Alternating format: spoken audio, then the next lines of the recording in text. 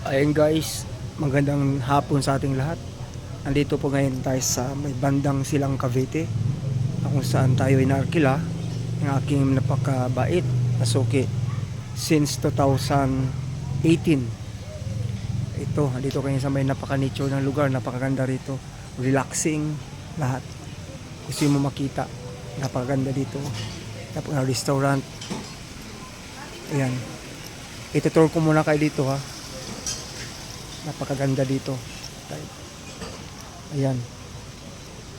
Siguro hindi pa tapos yung swimming pool na to or ano ba to? Ayun, pwede na swimming pool na yan, no? Kung gusto niyo mag-relax, maligo, pwede kayo dyan.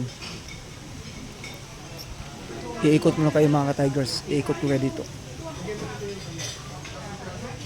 Kaya kayo, pag may time kayo na pwedeng mamasyal, punta lang kayo dito.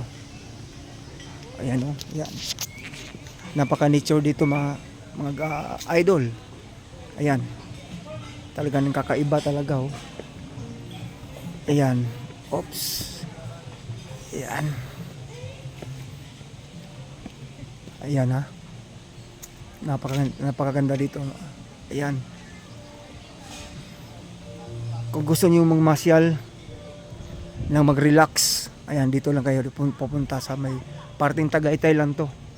Wala pang 2 oras na biyahe mula Maynila hanggang sa makarating sa mga oras na sa mga lugar na ito.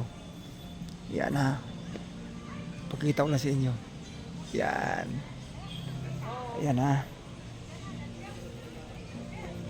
Napakaganda dito. May mga bahay-bahay din dito. Pag gusto tumira, dito lang kayo.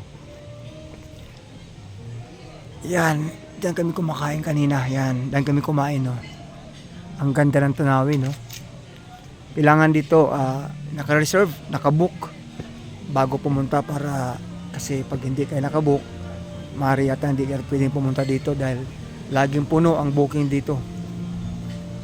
Ayan, no. Yan, pwede na yan. Napakalamig dito, guys. Sobrang lamig, oh. Sobrang lamig. Yan, akit ulit tayo, baka hinahanap na ako.